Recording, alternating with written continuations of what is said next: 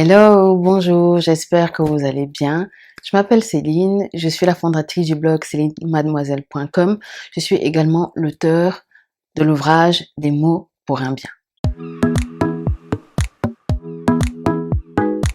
Je réside à Bruxelles, mais je suis actuellement en vacances à Malte avec mon époux et ma fille. Si vous connaissez la situation mondiale actuelle, vous savez que nous sommes tous sous la menace du virus Corona. Malte a fermé ses frontières aériennes à certains pays, notamment la France et l'Allemagne. Nous ne savons pas encore ce qu'ils ont décidé par rapport à la Belgique. Donc, il se pourrait que nous soyons bloqués ici pour quelques jours de plus.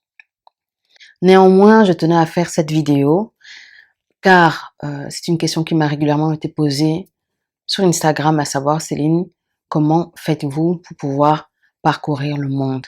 Est-ce que financièrement, c'est viable?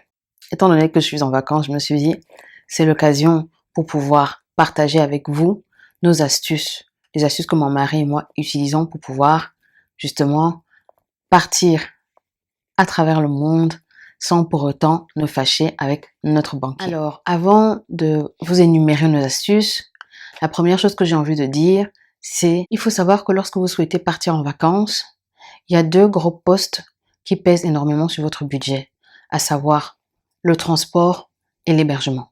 En ce qui concerne le transport, je vous conseillerais de miser entièrement sur les compagnies aériennes low cost. Ça va vous permettre d'avoir des billets à un tarif très avantageux. Nous entrons naturellement dans ma première astuce qui est de réserver vos billets d'avion de préférence entre 6 et 3 mois à l'avance. Plus tôt vous vous y prendrez, mieux ce sera pour bénéficier d'un tarif très bas. Cette astuce a des limites.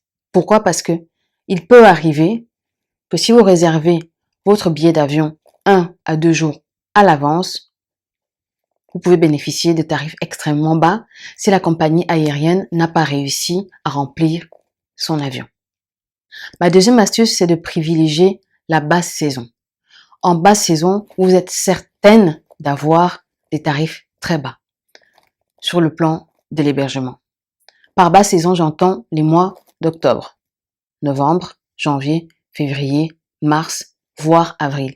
Mais avril, ce n'est pas vraiment certain car avril correspond aux vacances de Pâques. La troisième astuce pour pouvoir partir en vacances sans vous ruiner, c'est d'opter pour les pays où vous allez avoir un pouvoir d'achat artificiellement élevé. Qu'est-ce que j'entends par là? Ces pays-là où lorsque vous allez convertir votre monnaie en monnaie locale, vous allez vous sentir plus riche. Je pense notamment à l'Asie. Je pense également au Maghreb. Donc, optez pour ces pays hautement touristiques où votre pouvoir d'achat sera beaucoup plus élevé.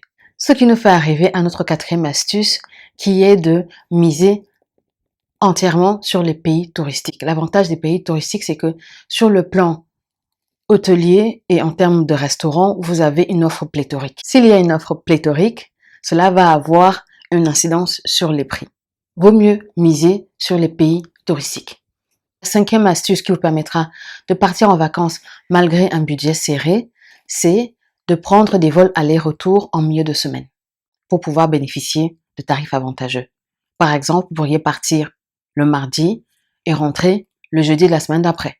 Ou alors le mardi de cette semaine et rentrer le mardi de la semaine d'après. La sixième astuce qui vous permettra de partir en vacances avec un budget très serré, c'est de choisir votre hôtel en fonction des attractions touristiques. Je présume que lorsque vous partez en vacances, c'est naturellement pour pouvoir découvrir le pays à travers ces différentes attractions touristiques.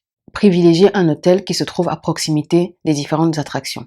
L'hôtel sera un peu plus cher, mais l'avantage c'est que vous n'aurez pas besoin de prendre le taxi ou les transports en commun. Donc si vous faites une économie sur les transports, vous pouvez vous permettre de loger à proximité du centre-ville, voire des différentes attractions touristiques. Soyez votre propre guide. Telle est ma septième astuce. Avant de partir en vacances, prenez le maximum d'informations sur des blogs, sur Instagram, sur YouTube. Ça peut être également sur le site touristique du pays que vous souhaitez visiter, afin de faire un repérage préalable, et ainsi faire des économies au niveau du guide touristique. Ce qui nous conduit à la dernière astuce qui est partez à deux. Si vous partez à deux, ça vous permet de revoir le prix de l'hébergement à la baisse, puisque le coût total sera divisé par deux ou par trois. Un bonus pour la fin qui est l'IP tracking. Faites attention à l'IP tracking. Lorsque vous ferez du repérage en ligne pour le vol ou pour l'hôtel, essayez de faire les recherches sur différents ordinateurs ou sur différents téléphones. Cela vous évitera d'avoir des tarifs artificiellement élevés. J'espère que cette vidéo vous sera utile.